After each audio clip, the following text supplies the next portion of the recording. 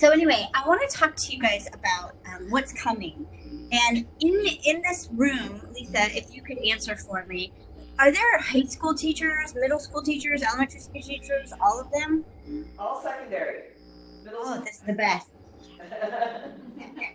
So all secondary teachers, which means that your kids are going to be graduating in the next few years, but they're going to be graduating into 2020, and the decade of 2020 to 2030 is going to be this incredible decade of change. So I want to talk to you a little bit about that. And so what we know is coming out next year in 2020. And Lisa, if I have talked to these educators about this, let me know. But what we know is coming out in 2020 is 5G. So 5G on your iPhone or whatever will start to come out. And when it comes out, it will take a few, maybe 2 years to be completely up to speed. But when it is, it will have the speeds that are 600 times faster than regular 4G right now. So Lisa, have I talked to them about this? No. Okay, good. And that means in your Wi-Fi, it's going to be 150 times faster. And when that happens, we're going to see some really dramatic change. So if you think about Google Home or Alexa that you might have at your house, and I'm going to steal a Gen X term, which I'm a Gen Xer, so I don't have to steal it. But they're going to get a flux capacitor. And what that means is they're like, AI is going to really begin to take hold. And the kids sitting in your classroom, they are Gen Zers, and Gen Z starts in 1995 and goes until 2010.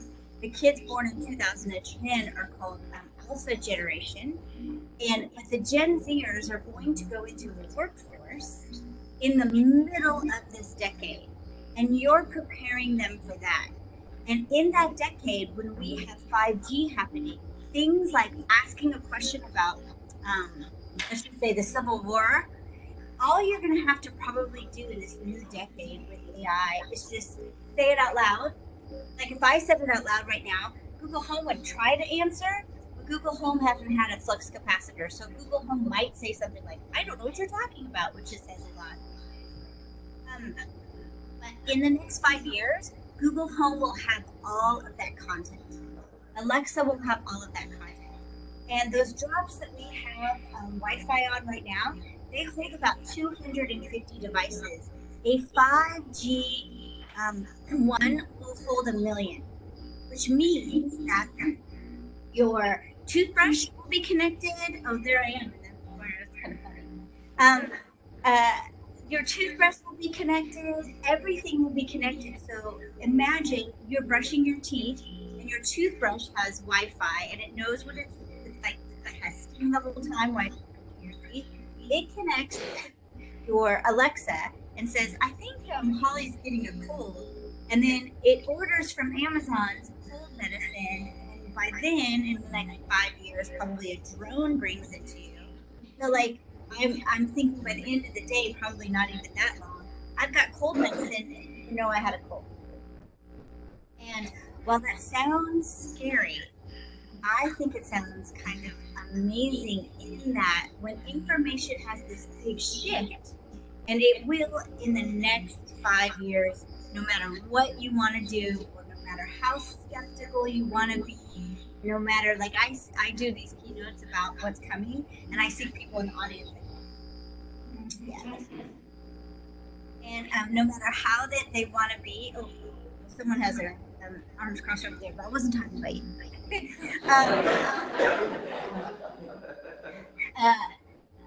No matter how skeptical you want to be, this is happening. And there's a person, his name is Kai-Fu Lee, and he writes a book called AI Superpowers. He talks about what's going to be coming in this next decade. And in this next decade, he says, and it was on CNN, you can go probably watch it on a YouTube channel, but they asked him, they said, what do people know about what's coming? And he says, I don't think people understand what's coming. I think most people have no idea. So as teachers, I want you to have an idea. He says, what's coming in the next decade is so massive that It'll be the difference, metaphorically, between having electricity and not having electricity. By the time we start 2020 and we end 2030, the massive change will be equivalent to before electricity and after electricity. So that's what you're getting kids ready for. And while we have standards that come down from our state, everyone understands that, and we have AP classes and we have everything, we have to really consider morally, are we getting kids ready for that world that's coming? And Peter Diamandis is another big thinker in the area. He does this thing called Excellence. He travels the world talking to people about what's coming, and he writes a book called Abundance. And he says in 2019, we are seeing 1% of the change that we will see over the next decade. So I know that you're sitting here today, Lisa, because you want to incorporate technology more effectively. You want to do learning. You want to do things like that, which is commendable. But it's almost become now a moral imperative. Because the kids that we're getting ready, let's say they graduate in 2022, if they're like sophomores, and they go to school for 4 years in college, they get out in 2026, they're almost at the end of the decade. And if anyone believes that they need to understand dates and figure and not figures, but dates and capitals, we have as educators have to really get over it, because I'm in this kid, and I don't want to get them ready for 1985 when they're going to be graduating in 2020. So it's about being flexible. You have standards. I had them. I taught for 20 years in California. I have standards, but I have to be flexible with that. You know what? I may not reach every standard, but I'm going to let this kid collaborate because they need to collaborate at the job that they're going to do. I need to let this kid problem think because they're going to, the AI will take the data and probably give us answers, but somebody's got to ask the questions. And if we're not allowing them to ask questions and only answer questions, we are going to be in a bad way in the United States, because in China, they're already letting kids do that. And in fact, when I was in China, as an example, in March, I was in Beijing, and when I checked in, I was checked in by a full-on robot. The robot sat at the counter and was like, scanned my app and said, hey, Ms. Clark, welcome, or, thank you for your loyalty, whatever. And checked me into my room. When I got to my room, I didn't have towels, so I called down and I said, hey, I don't know why, but there's no towels in here. And they're like, we'll be right up. When they came up, instead of knocking, my phone rang, and it said, I'm at your door. And I was like, whatever. All I can think is like Friday 13th, or whatever the movie is, where like, I'm at your door. So I went to the door, and it was an R2-D2, like this, what you would imagine an R2-D2 looks like. It was white and silver, and in the middle, and I'm sorry you can't see, but like in the middle right here, it opened up, and out came the towel. Oh my God. So my friend Trevor was with me, so I called him. I'm like, you gotta pretend you're missing towels. So he called to get it too, and then I called, and I'm like, oh, and I don't have shampoo, because I wanted to check out R2-D2. And I noticed the whole time we were in Beijing, R2-D2 was just up and down the halls, going around, doing business. And while that means that some of those kinds of jobs will go away, what won't go away are the people who are putting in the coding for R2-D2, who are putting in the, like, it's just different. It's a shift in jobs. But right now we're getting them ready, and we all know this, but we're getting them ready for industrial age, and we're in 2020. And I kind of always tell people it's one teacher at a time who says, you know what, I'm going to be flexible with some of these standards because I can't do this to the kids who are going to graduate when this happens. And like letting them use their phone, because this is going to be everything. Like, if You remember 1G? Do you guys remember 1G? It was that big old phone, a big one, and so that was 1G. 2G was when we text. B, B, B, B. Remember texting like that? You don't, you're young, and I'm mad at you. 3G was when we got the iPhone in 2007, and so that became the app economy. 4G is what we're in right now, and that is the mobile economy, which means I can do my banking, I can pay with PayPal, I can be on Amazon and download a book right now. So that's the mobile economy. And so from 1G to 4G, look at the growth between that big phone, I call it the Mark Wahlberg, and see where we are now. 5G will be 100 times more powerful than those combined, is what we will see next year. This comes from me just reading like 17,000 books. I don't know if it all comes true, but I want to prepare my kids for not 1985. And let me explain to you 5G, how it will happen, by the way. 5G will need smaller radio waves. So right now we have a big tower and the radio waves go out. And they go all around. That's why like we can catch a predator because we know where they are. And 5G will have smaller waves that talk from one place to the other. So like where the TV is to where probably Lisa is standing, that'll be one like length of a radio wave or whatever. I don't even know if it's called. And then it'll go and talk to another one. So they're smaller increments. And that is why we've always heard about self-driving cars, but we haven't seen them yet. It's because if you have the Wi-Fi in a self-driving car and it's going way out, if it hits the cement, it's done and we have a crash. But with 5G, the smaller increments to talk to each other mean that it won't go into and get stopped by cement. It will be smaller and more dense and go through the cement. So we will have self-driving cars in the next 2 years. We have them. Tesla has self-driving. If you have a Tesla, you know that. You can get it now, it comes with it, but before you had to order it. My car has self-driving and all of it. So this is what's coming. And I'm going to share with Lisa a video that's called The Future of Work.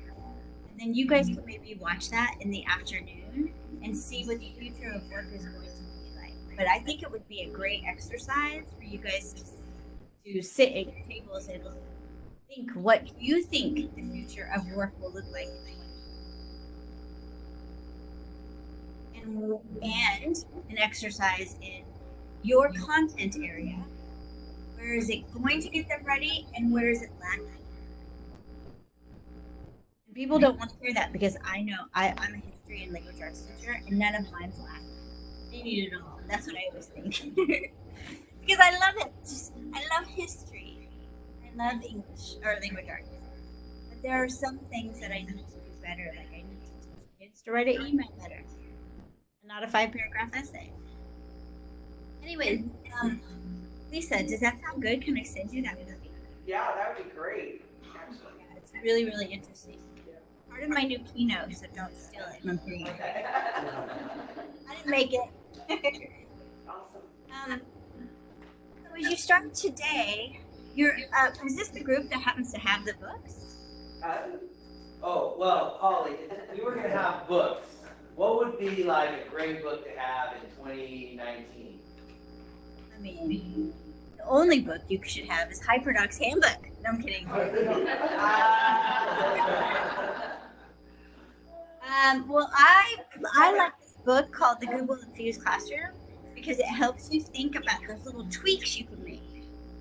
And for me, when I'm working with high school teachers, and right now I actually work with a lot of high school teachers, I don't know how this came about, but I have teachers who have this content. Like I was working with one in Yellowknife a couple weeks ago, and she has to do hormones. And she's a biology teacher, and they're doing all the hormones. And she's like, they have to have this for their state test.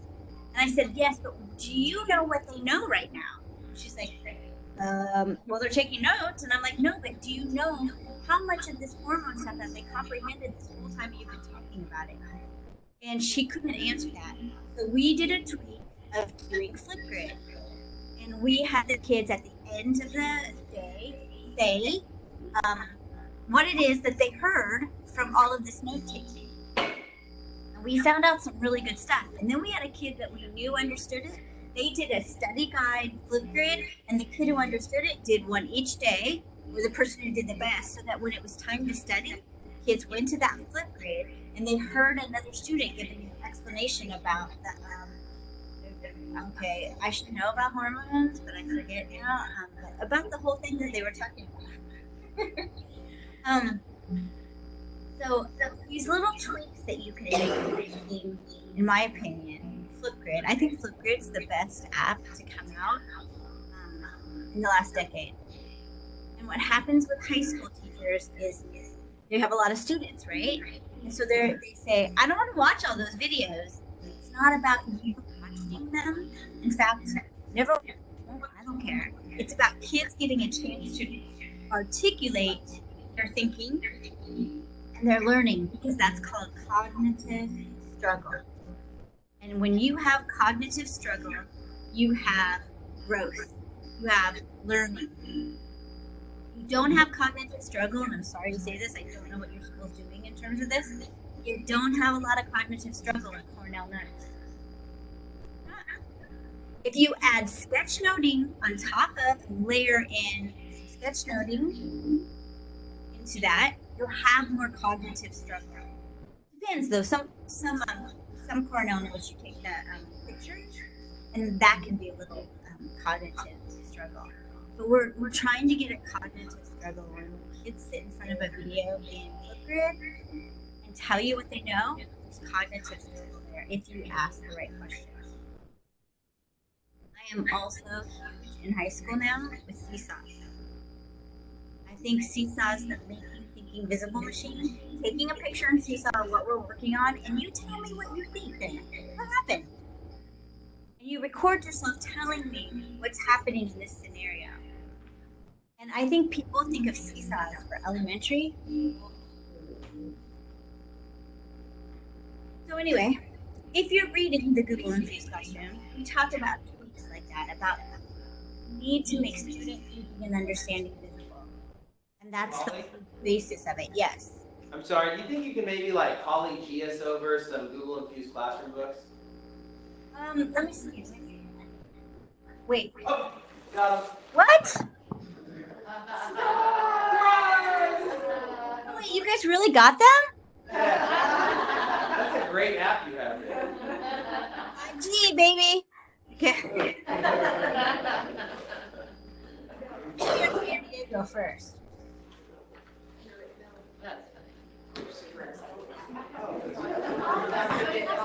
Let's look at it. Can you sign it too?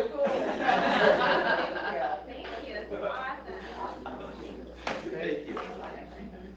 And Scott, I know I'm going over my time, but I just want to walk them through the book. Oh yeah. Perfect.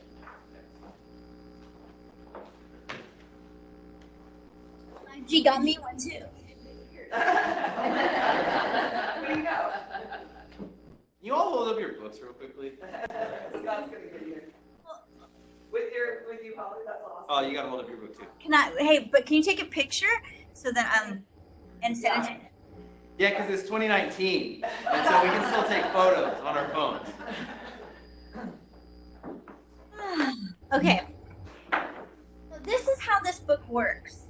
The beginning, there's kind of like a why. And there's why Google, that's not important. I think you got that. But there's why we need to disrupt what it means to be literate.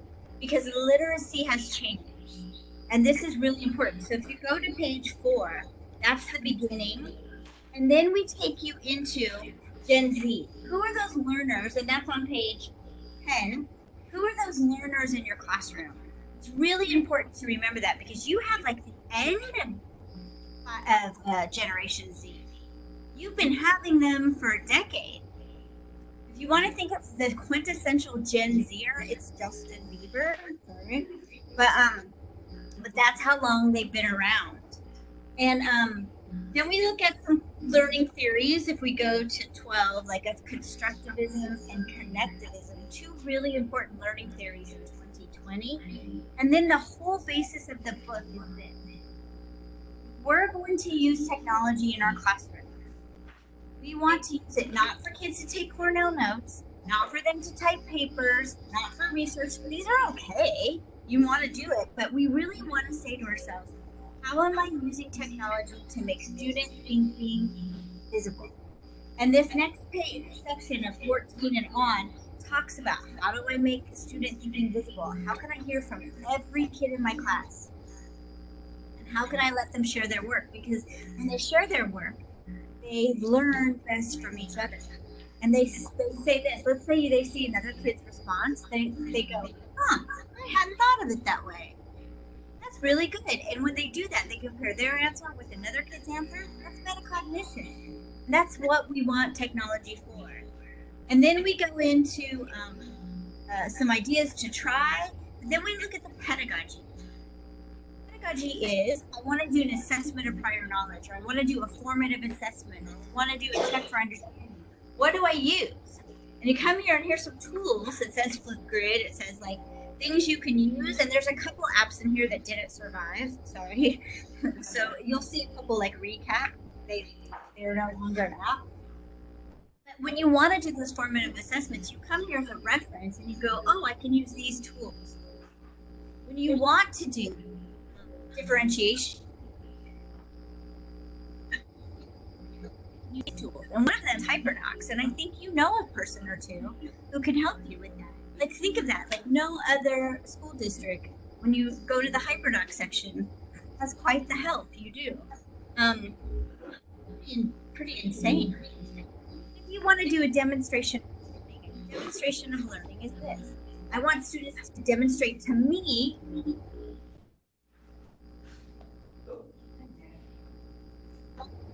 began with an assessment of project, and all the way till they get to the end. That's what I grade. I grade the journey, and each kid's journey is different. If you're grading every kid the same way, then this is your chance to learn to do the mosaic of teaching, looking at the finer parts of what's happening with each student. And we didn't learn that way. Our teachers didn't teach this way. So this is just a reference guide in the back on, I want to do this, here's how I do it. Here's some tools that are great for it. I will tell you, going into this, if you use Seesaw and you use Flipgrid and Book Creator this year, I would think that you were improving instruction dramatically because you'd use them to make student thinking visible. Talk too much. Any question? I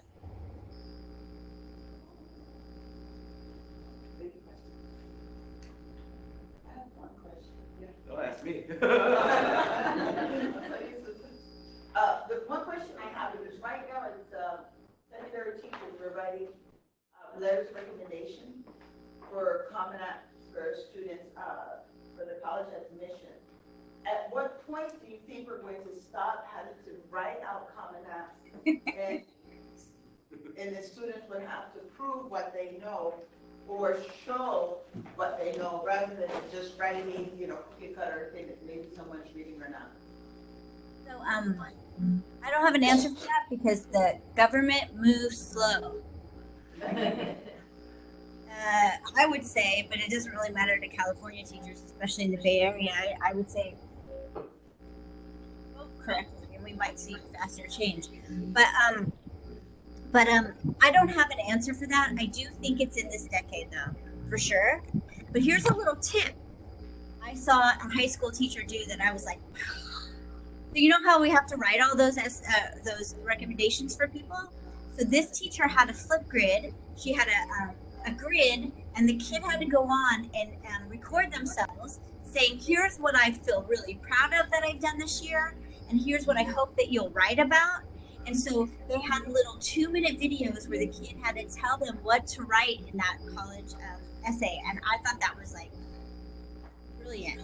Or not right, but things to remember about me, things I'm proud of, things growth I've had. It was insane.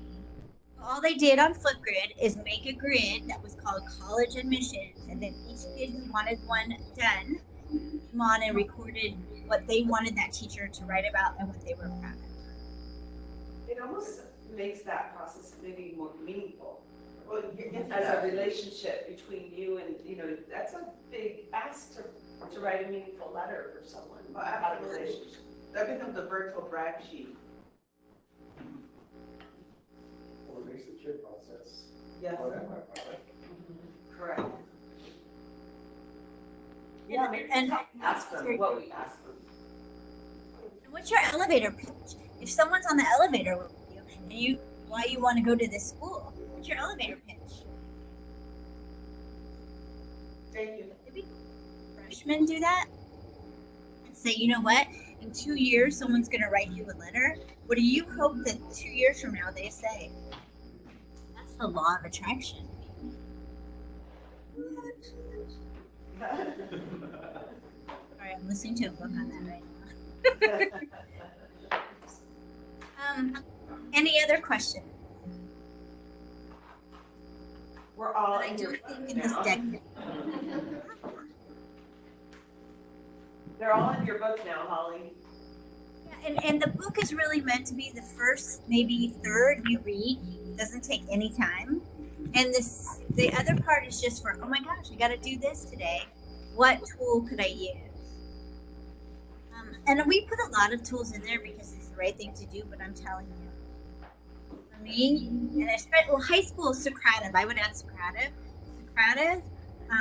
Flipgrid, Book Creator. And when I say Book Creator, people think I'm talking about writing a book. I'm talking about Book Creator for taking notes, for having a science experiment inside one place, doing a math textbook that kids create on their own, tutorials.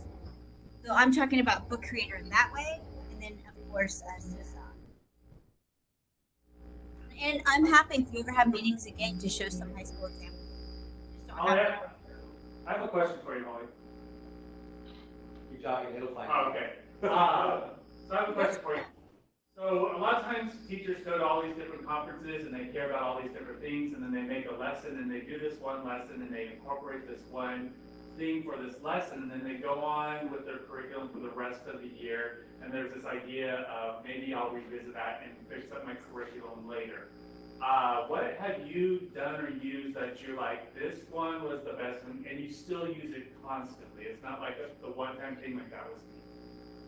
So first of all, based on what you said, that's like my biggest pet peeve. Go to these conferences, and then we learn Google Forms, and then we use Google Forms because it sounded cool, but we're not using it for what I hope you'll get out of this book. I want you to use tools to make student thinking visible. What do they know? I want them to tell you what they know. I want them to articulate what they've learned. I want them to articulate the learning process. If it doesn't do that, don't use it. Now, your question, which one do I use all the time? I live and die in Flipgrid. Literally, and for high school teachers, like I said, and I want to just say it one more time because it's important, they say, I don't want to watch all those videos. And I want you to think of it as it's just giving kids that time to articulate what they know. If you need to find a quick understanding of where your kids are in the class right now, Socrative. And I do it. You want to try it? Have you guys used Socrative? I Been a long time. Yes. Yeah. Been a while, a long time ago. Half and half. Okay, so let's just really quickly, and Scott and Lisa, are you okay with this? This takes 5 minutes, and let me just show it. Yeah. Yeah. I know we're probably going to get you behind, No, but I want you guys to see this. Open up your computer, and I want you to go to Socrative.com. I don't know how to share my screen here, but it can't be hard. Yeah, no, you can share your screen on it. In fact, I want you to know that once my Google Infused Classroom arrived, that arrived a little bit earlier than everybody else's, I was looking through and we were talking about Socrative, and we thought maybe we should put it in just for Holly, but here you are, look at this is great. In person. You found it. There's a share screen. The one at the top? Yeah. Is it? Socrative. So If I go to the share, is that it? Oh, here we go. Okay. a little like. Yeah, I got it. Give me a second. Let me just get it up because I wasn't prepared for this. Also, something you can do on I the don't fly. need to be. And this is the beauty of Socrative. I don't need to be prepared. In 2 minutes, I'm sitting looking at my students and I go, let me just do this. So I'm going to share and I'm going to take you through what I do from the teacher point of view, and I'm going to show you the power of the student. So here we go. Oh, yeah. Okay, you're on. So you can see me, correct? Oh, you can see my screen? Yeah. Okay, so I'm a teacher. I come to Socrative.com and it's, I got to move this little picture over here. And I just go in, I log in. It's going to recognize me. So the student, I want you guys to log in as a student and wait and just watch. So it's Socrative. I'll move this so you can see it. It's Socrative.com. You guys are pretty savvy, so I'm not going to wait for you there. Now, as a teacher, I'm going to sign in with my Google account.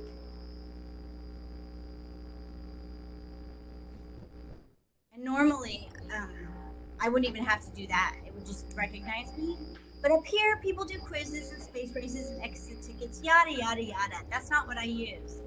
I use right here the quick question because I can quickly find out what kids know. So I'm going to do that to you right now. I'm going to go to the short answer. I type in a short answer. So I want to know, what is your favorite tool? So you tell me what tool you use right now that you love in your classroom. I need to capitalize this because I'm an English teacher and it would bug me.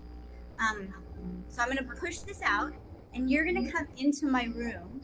And my room is Holly 1, 2, 3, 4. I see 3, 4, 5. Is that your password too? That's what's the password. Is that your password, he said? No. My birthday. No, I'm kidding. It's a video I play that's really fun. When were you born? 34. Oh, look, some other people like me. So right now, if you look up at the screen, I've just asked you a question. I'm making your thinking visible. What do you like? Now, I would go a little bit more detailed in a classroom. I wouldn't just ask for one-word answers, right? And a hammer. So like, for example, well, maybe this person is actually a shop teacher. But if I didn't like this answer of hammer, I can come over here and move it, and it's gone. So no other kid sees it. So I've made your thinking visible. Now here, oh, Desmond is love. Here's what I can do with Socrative. So in under 2 minutes, I'm hearing from every single one of you. I can ascertain as a teacher, like, what I just taught, did they get that? Or where should we go? Or whatever it is I'm trying to get at. And then, this is the magic. This is why I love Socrative. I can start a vote right now. And let me just show you something before I do this. I have 13 answers, and I have 14 people in the classroom, which means maybe Scott or Lisa's on and they didn't answer. Or it means I'm waiting for someone.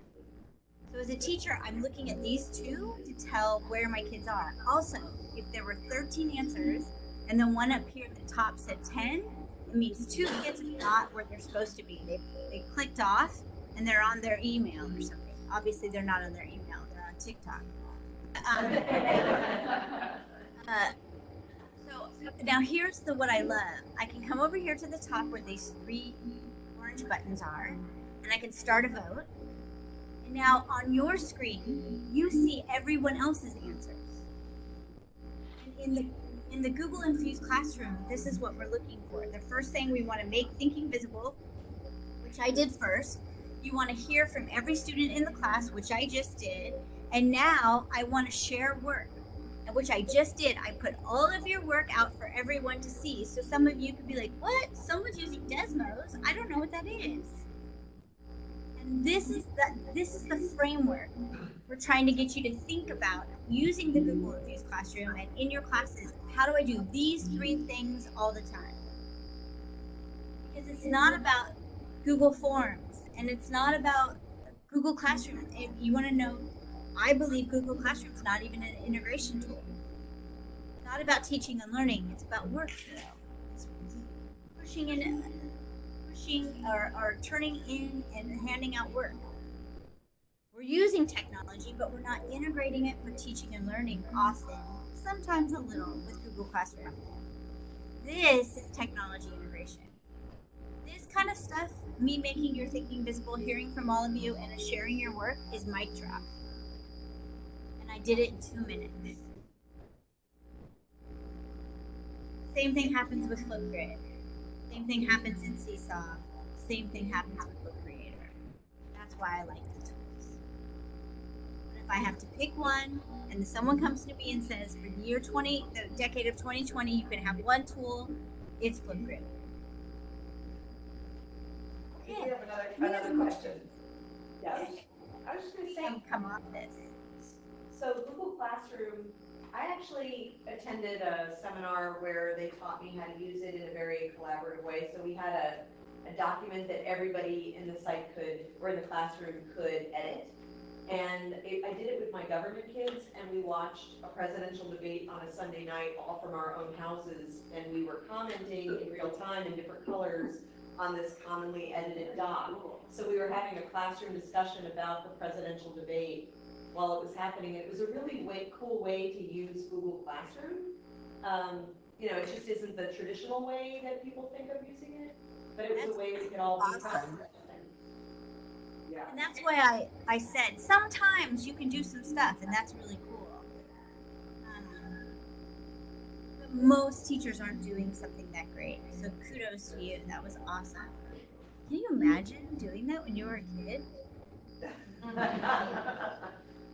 You're And just I'll be honest, like my senior year, I would have been like, "What's Randy Whitlow writing?" I went all into it for that. I swear I'm gonna find Randy Whitlow's wife someday. One of these.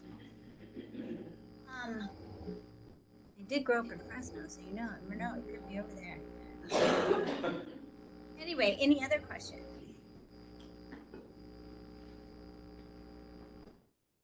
That's awesome, Holly. Thank you so much for your time. Love hearing from you. Thanks, and I hope you'll. I know you will, Lisa, because you are talented at this. But like the government teacher who just spoke, like stories like that and sharing amongst each other are so brilliant. And it's so great to hear what's So happening. we might have a plan for that includes Flipgrid next. Oh, I'll send you our agenda and what we're doing. I called it mental gymnastics, or is that what I called it earlier? someday I'm gonna drive there and be in one of these trainings. Yeah, you need to come up here. Come on. Well, thank you so much. We appreciate it, and we're really excited about your book. Thank you. Have a good day. Have a nice- Bye. Bye. Now we need to add Seesaw and some credit to our